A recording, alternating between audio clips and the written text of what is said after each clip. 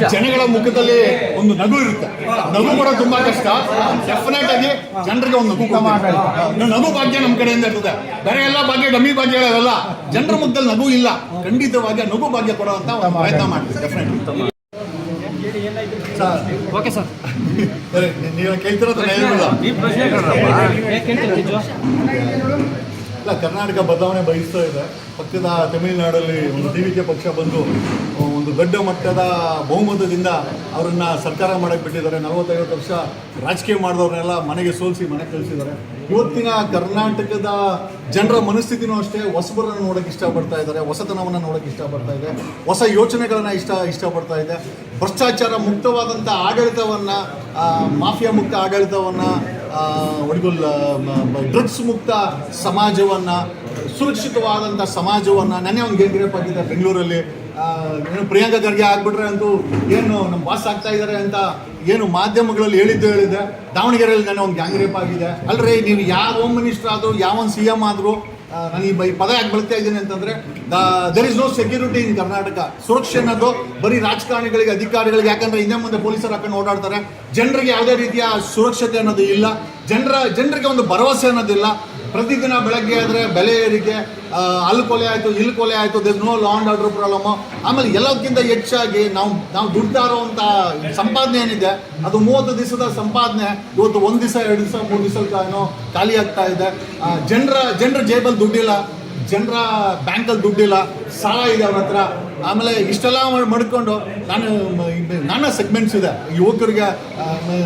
ಇದು ಕಾಂಗ್ರೆಸ್ ಪಕ್ಷ ಮ್ಯಾನಿಫೆಸ್ಟೋದಲ್ಲಿ 3 ಲಕ್ಷ ಸರ್ಕಾರಿ ಉದ್ಯೋಗಗಳನ್ನು ಭರ್ತಿ ಮಾಡ್ತೀವಿ ಅಂತ ಹೇಳಿ ಮ್ಯಾನಿಫೆಸ್ಟೋದಲ್ಲಿ ಅನೌನ್ಸ್ ಮಾಡಿ ಇವತ್ತಿಗೆ 4ನೇ ವರ್ಷ ನಡೀತಾ ಇದೆ.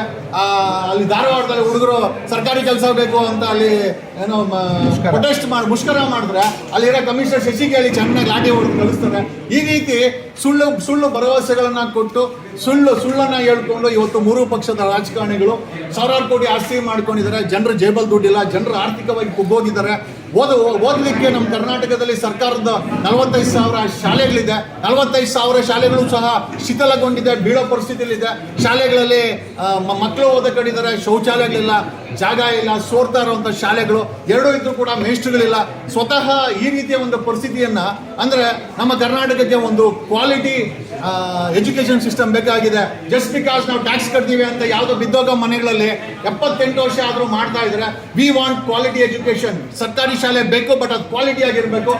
ಪ್ರತಿ ಜಿಲ್ಲೆನಲ್ಲೂ 2 ಮಲ್ಟಿ ಸ್ಪೆಷಾಲಿಟಿ ಆಸ್ಪತ್ರೆ ಬೇಕು. 31 ಜಿಲ್ಲೆ ಇದೆ, ಒಂದು 60 ಆಸ್ಪತ್ರೆಗಳು. ಇದೆಲ್ಲ ಮಾಡೋದಕ್ಕೆ ಯಾವುದು ದೊಡ್ಡ ವಿಚಾರ ಆಗಿರಲಿಲ್ಲ ಕಳೆದ 78 ವರ್ಷದಲ್ಲಿ. ಇವ್ರಿಗಳೆಲ್ಲ ಅವ್ರ ಆಸ್ತಿಗಳನ್ನ ಜಾಸ್ತಿ ಮಾಡ್ಕೊಂಡ್ರೆ ಹೊರತು ಜನರಿಗೆ ಪಕ್ಕದಲ್ಲಿರೋ ಭೂತಾನು ಜನರಿಗೆ free education, free health segment ಕೊಟ್ಟಿದೆ. ನಮ್ಮ ದೇಶದಲ್ಲಿ 78 ವರ್ಷ ಆದರೂ ಕೂಡ ಇವತ್ತು ನಾವು ಸರ್ಕಾರಿ ಆಸ್ಪತ್ರೆಗೆ ಹೋದ್ರೆ ಅಲ್ಲಿ ಸರ್ಜನ್ ಇರಲ್ಲ, ಪ್ಯಾರಾಮೆಡಿಕಲ್ ಸ್ಟಾಫ್ಸ್ ಇರಲ್ಲ. ಅಲ್ಲಿ ಎಲ್ಲ ಇತ್ತು ಅಂದರೆ ಆಪರೇಷನ್ ಥಿಯೇಟರ್ ಇರಲ್ಲ, ಎಲ್ಲ ಇತ್ತು ಅಂದ್ರೆ ಔಷಧಿಗಳಿರಲ್ಲ. ಇವನ್ ಕಿದ್ವಾಯ್ತು ಕೂಡ ನಾವು ಎಕ್ಸ್ಪೋಸ್ ಮಾಡಿ ತೋರಿಸಿದ್ವಿ. ಸೊ ಈ ಪರಿಸ್ಥಿತಿನಲ್ಲಿ ಜನರಿಗೆ ಪುಕ್ಸಟ್ಟೆ ಕೊಡ್ತಾ ಇರೋಂಥ ಮೆಡಿಕಲ್ ಆಸ್ಪತ್ರೆಗಳ ಸ್ಥಿತಿ ತುಂಬ ಕೆಟ್ಟವಾಗಿದೆ. ಮತ್ತು ಪ್ರೈವೇಟ್ ಆಸ್ಪತ್ರೆಗಳಲ್ಲಿ ಕೋಟ್ಯಾಂತರ ರೂಪಾಯಿ ಬಿಲ್ ಆಗುತ್ತೆ. ಈ ಪರಿಸ್ಥಿತಿನಲ್ಲಿ ಜನರು ಬರೀ ತೆರಿಗೆ ಕಟ್ತಾರೆ. ಆ GST ಕಟ್ಟು, ಈ GST ಕಟ್ಟು, ಬರೀ GSTಗಳನ್ನ ಕಟ್ಟಿ ಜನರ ಜೇಬಲ್ಲಿ ದುಡ್ಡಿಲ್ಲ. 97% people are suffering from financial backward. ಅಂದರೆ ಆರ್ಥಿಕ ದುರ್ಪರಿಸ್ಥಿತಿಯಿಂದ ಅವರೆಲ್ಲ ಬರೀ ಇವುಗಳು ನಾನು CM ಆಗಬೇಕು, ನಾನು ಮಿನಿಸ್ಟರ್ ಆಗಬೇಕು, 2028ಕ್ಕೆ ಮತ್ತೆ ನಾನೇ ಬರ್ತೀನಿ ಅಂತ ಒಬ್ಬ ಕಣ್ಣೀರು ಹಾಕೊಂಡು ಹೇಳ್ತಾನೆ. ಇನ್ನೊಬ್ಬ ಇವಾಗ ನಾನು ಅಧಿಕಾರದಲ್ಲಿದ್ದೀನಿ, ನಾನೇ ಬರ್ತೀನಿ ಅಂತ ಹೇಳ್ತಾನೆ. ಏನಕ್ಕೆ ಅಂತಂದರೆ ಬರೀ ದುಡ್ಡುಗಳು ಮಾಡ್ಕೊಳಕ್ಕೋಸ್ಕರ, ಅವ್ರ ಆಸ್ತಿಗಳನ್ನ ಜಾಸ್ತಿ ಮಾಡೋಕ್ಕೋಸ್ಕರ, ಜನರನ್ನ 7 ಕೋಟಿ ಜನರನ್ನ ನಡ್ಸೋಕ್ಕೋಸ್ಕರ ಈ ಥರ ಎಲ್ಲ ಮಾಡ್ತಾ ಇದ್ದಾರೆ ಹೊರತು 78 ವರ್ಷದಲ್ಲಿ ಸಿಂಗಾಪುರ್ ಮಾಡ್ಬೋದಾಗಿತ್ತು. ಸಿಂಗಾಪುರೆಲ್ಲ ಚಿಂದಿ ಪೇಪರ್ ಮಾಡಾಕಿದ್ದಾರೆ. ನೀವು ನಂಬೋದಿಲ್ಲ, ಕಲಬುರಗಿನಲ್ಲಿ ಒಬ್ಬ ಚಿಂದಿ ಆಯೋ ಹೆಣ್ಮಗಳು ಅವ್ರ ಮನೆಯಲ್ಲಿ ಪುಟ್ಟ ಮಗುವಿಗೆ, ಮೈನರ್ ಹೆಣ್ಮಗುವಿಗೆ ಅತ್ಯಾಚಾರ ಆಗಿದೆ. FIR ಮಾಡಿದ್ದಾರೆ. ಆ FIR ಅನ್ನ ಚಾರ್ಜ್ ಶೀಟ್ ಹಾಕಕ್ಕೆ ಚಾಂಡ ಅದು ಹೇಳ್ಬಾರ್ದು ಈ ಮಾತುಗಳನ್ನ ನಾವು. ಆ ಪೊಲೀಸರು, ಆ ಭ್ರಷ್ಟ ಪೊಲೀಸರು 10,000 ಕೇಳಿದ್ದಾರೆ. ಚಿಂದಿ ಆಯೋ ಹೆಣ್ಮಗಳ ಹತ್ರ ಒಂದು ಚಾರ್ಜ್ ಶೀಟ್ ಹಾಕಕ್ಕೆ 10,000 ಕೇಳ್ತಾರೆ ಅಂತಂದ್ರೆ ಬೆಂಗಳೂರಲ್ಲಿ ಗ್ಯಾಂಗ್ ರೇಪ್ ಆಗುತ್ತೆ, ಒಂದು ಕಮ್ಮಿ ಅಂದ್ರೆ 2,000 ವಯಸ್ಸಲ್ಲಾಗಲಿ ಬೆಂಗಳೂರಲ್ಲಿ ಗ್ಯಾಂಗ್ ರೇಪ್ ಆಗಿದೆ, ದಾವಣಗೆರೆಯಲ್ಲಿ ಗ್ಯಾಂಗ್ ರೇಪ್ ಆಗಿದೆ. ಯಾವುದೂ ನಿಲ್ಲಲ್ಲ.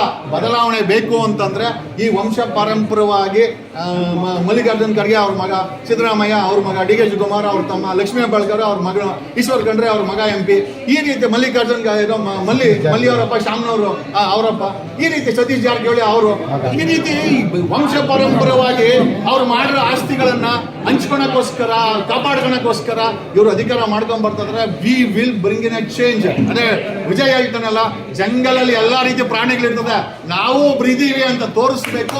ಡೆಫಿನೆಟ್ ಆಗಿ we are going to bring in a change ಮಾಡಿದೀವಿ. ಬರೀ ಇವತ್ತು ಮೈಕ್ಗಳ ಮುಂದೆ ನಮ್ಮ ಪೌರುಷವನ್ನ ತೋರಿಸ್ಕೊಂಡಲ್ಲ, ಖಂಡಿತವಾಗಿ ವಿ ವಿಲ್ ರೀಚ್ 30,000 ಹಳ್ಳಿಗಳಿದೆ ಕರ್ನಾಟಕದಲ್ಲಿ. We will reach them. 230 ತಾಲೂಕುಗಳಿದೆ, ವಿಲ್ ರೀಚ್ ದೆಮ್. 41,000 ಕೆರೆಗಳಿದೆ, ಉಳಿತೀವಿ ನಮ್ಮ ಸರ್ಕಾರ ಬಂದ್ರೆ. This is what our motto. ಯಾವುದೇ ಕಾರಣಕ್ಕೂ ನಮ್ಮ ರಾಜ್ಯದ ರೈತ ಕಣ್ಣೀರಾಗಬಾರ್ದು, ನೇಣು ಶರಣಾಗಬಾರ್ದು. ನಮ್ಮ ಸರ್ಕಾರ ಬಂದ್ರೆ ಕರ್ನಾಟಕದಲ್ಲಿ BMW ನಲ್ಲಿ BMW ಕಾರ್ 1 ಕೋಟಿ ರೂಪಾಯಿ. ಆ ಕಾರಲ್ಲಿ ಬರೀ ಹೆಲಿಕಾಪ್ಟರ್ ತಗೊಂಡು ಶುಗರ್ ಫ್ಯಾಕ್ಟರಿ ಓನರ್ಗಳು ಸತೀಶ್ ಜಾರಕಿಹೊಳಿ ಅಂತ ಓಡಾಡ್ತಾರೆ. ಬಟ್ ನಮ್ಮ ರೈತರು ಒಂದು ಕಿತ್ತೋಗಿರೋ ಸೈಕಲ್ ಕೂಡ ಅವರಿಲ್ಲ. ರೈತರ ಪರಿಸ್ಥಿತಿ, ಯುವಕರ ಪರಿಸ್ಥಿತಿ, ಹೆಣ್ಮಕ್ಳ ಪರಿಸ್ಥಿತಿ, ಸೇಫ್ಟಿ ವಿಚಾರ ಆಗಿರ್ಬೋದು, ಟೋಲ್ ಗೇಟ್ ವಿಚಾರ ಆಗಿರ್ಬೋದು, ಮತ್ತೆ ದೊಡ್ಡ ಮಟ್ಟದಲ್ಲಿ ಬರ್ದಿರೋಂಥ ಈ ಭ್ರಷ್ಟಾಚಾರ ಆಗಿರ್ಬೋದು, ಲೂಟಿ ಆಗಿರ್ಬೋದು, 1,000 ಕೋಟಿ ಆಸ್ತಿ ಮಾಡೋರಾಗಿರ್ಬೋದು, ಎಲ್ಲದನ್ನು ರೈತರು ಕೂಡ ಒಂದು ಸಣ್ಣ ಗಾಡಿ ಓಡಾಡ್ತಾರೆ. ರೈತರು ಸಾಕಷ್ಟು ಅವರು ಮನೆ ಏನ್ ಬೇಕಾದ್ರೂ ಮಾಡ್ಕೊಂಡು ಅವರು ಕೂಡ BMW ಕಾರಲ್ಲಿ ಓಡಾಡ್ತಾರೆ. ಎಕ್ಸೆಪ್ಷನ್ ಇರ್ಬೋದು. ನಾನು ಬಳ್ಳಾರಿನಲ್ಲಿ ನೋಡಿದ್ದು ಇಲ್ಲ ಹೇಳ್ಬೋದಷ್ಟೇ. ಎಲ್ಲ BMW ಕಾರ್ ಅಂದ್ರೆ ಯಾರೋ ಗೌಡ ಗೌಡ ಅವನ ತಗೊಂಡು ನನ್ನಂತ ಬಿಟ್ರೆ ನಿಜವಾಗ ಉಳುಮೆ ಮಾಡ್ತಾರೆ ಯಾರು ನಾನು ನೋಡಿಲ್ಲ.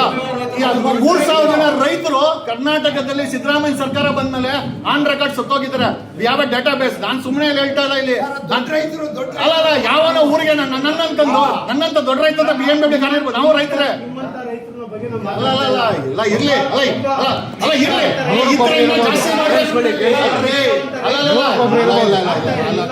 ಇರ್ಲಿ ಬಿಡಿ. ನಿಮ್ ವಿಚಾರ ನಾವು ಅದ್ರ ಬಗ್ಗೆ ಮಾತಾಡಕ್ ನಾನ್ ಮಾಡ್ತಾರೆ ರಾಜಕೀಯ ಹೋರಾಟ ಅಲ್ಲ ಇಲ್ಲಿ. ನಾನು ಮಾಡ್ತಾರೆ ರಾಜಕೀಯದಿಂದ ನನ್ನ ರಾಜಕೀಯ ಭಾಷೆ ಇದೇ ತರ ಇರ್ತದೆ.